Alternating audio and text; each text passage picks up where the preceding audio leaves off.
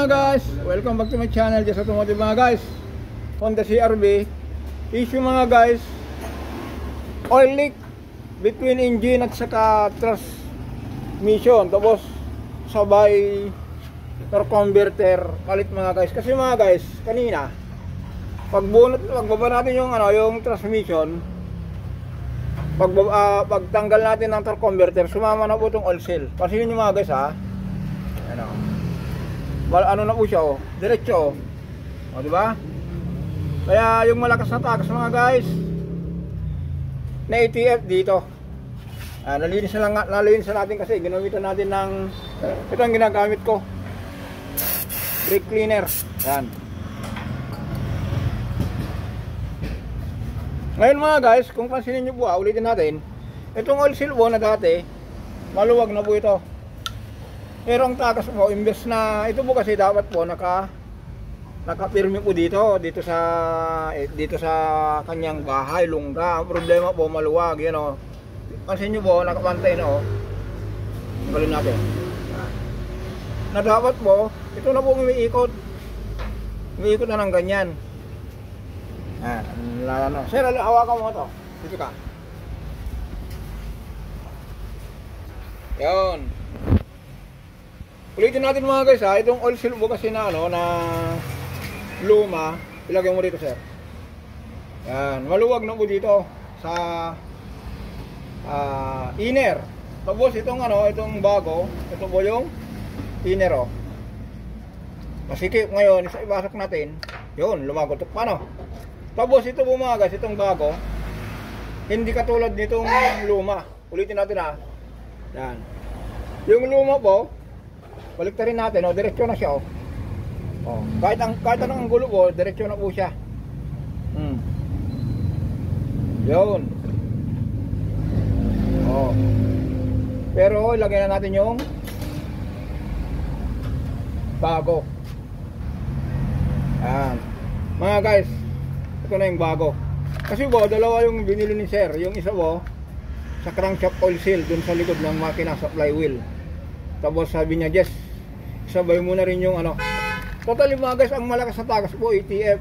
Pero sabi niya, total nagbabaka na ng transmission, isabay mo na tong crankshaft oil seal. Kaya ito po, ito na yung bago. Kaya pansinin nyo mga guys masikip. Kaya kailangan natin ng pukpok yan. Bigyan mo ako ng sir ng hammer. Yun.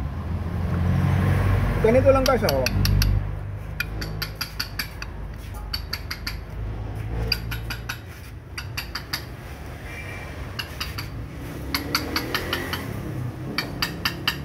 diba? Pansin nyo po, matigas. Kasing tigas ng mukha ko. Mga pinagsasabi kong walang kakwenta-kwenta. Yan.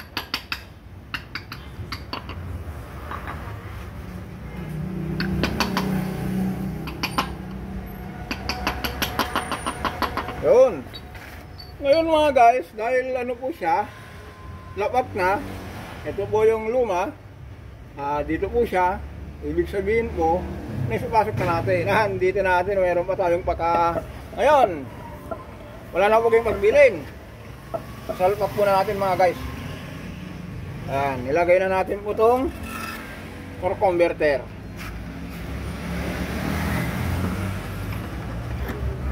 Ayan. Pasok na po yan. Ngayon mga guys,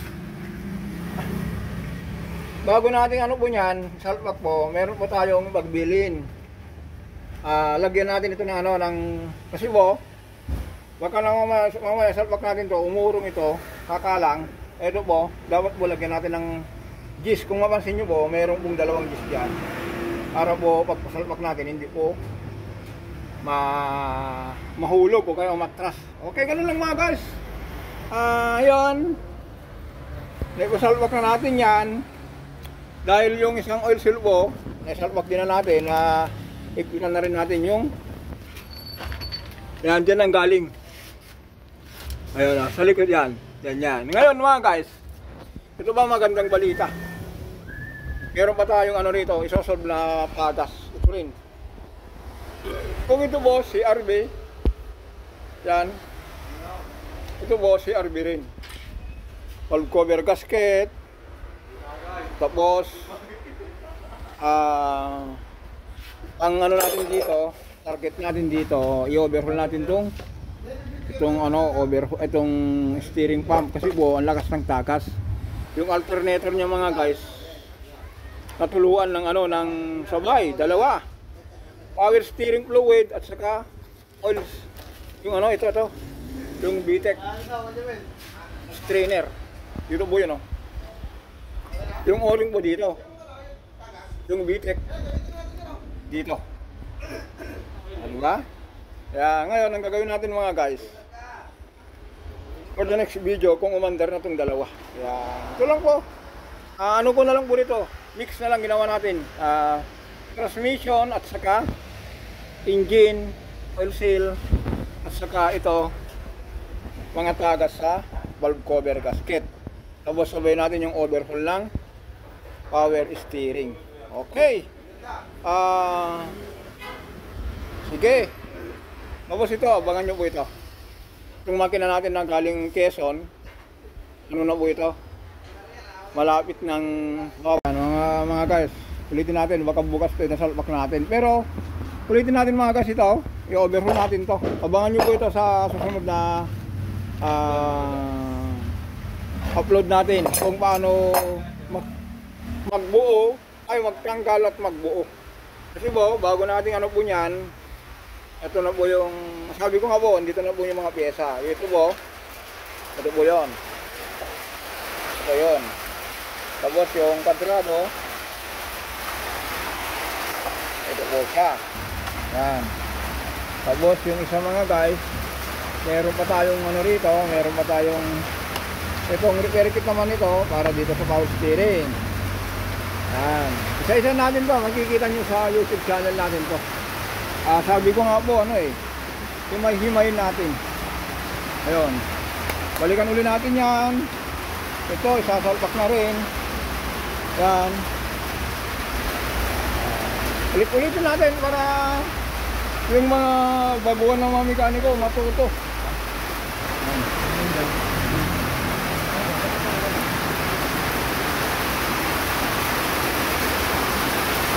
Umulan na.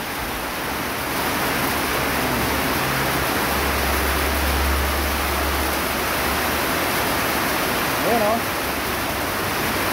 Ito po, nakaka-excite po ito. Okay, hanggang dito na tayo mga guys. For the next video, tomorrow o kaya susunod na araw, meron pa pala mga guys. Yung pa pala, yung paglanggay ng bomba ng langis. Kasi po, ito po kasi nangyari, galing Quezon nung yung buli natin. Ulitin natin mga guys, ito yung bomba ng ng langis dito sa oil filter na to. Ito naman yung bomba ng langis para sa filter na to, yung andito. Ito. Kasi dalawa po ang nito, ang filter. Dito po ang sinusupply ng bore ito sa side na to, papuntang turbo.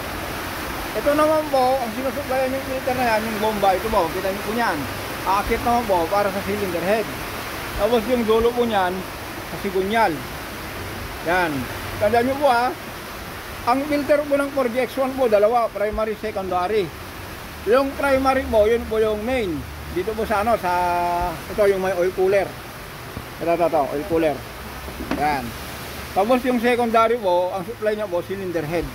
Tapos dito sa sigunyal, yung shower, yung spray ng ng sigunyal.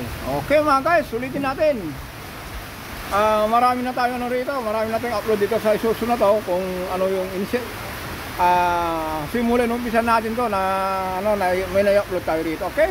Hanggang dito lang po tayo for the next video.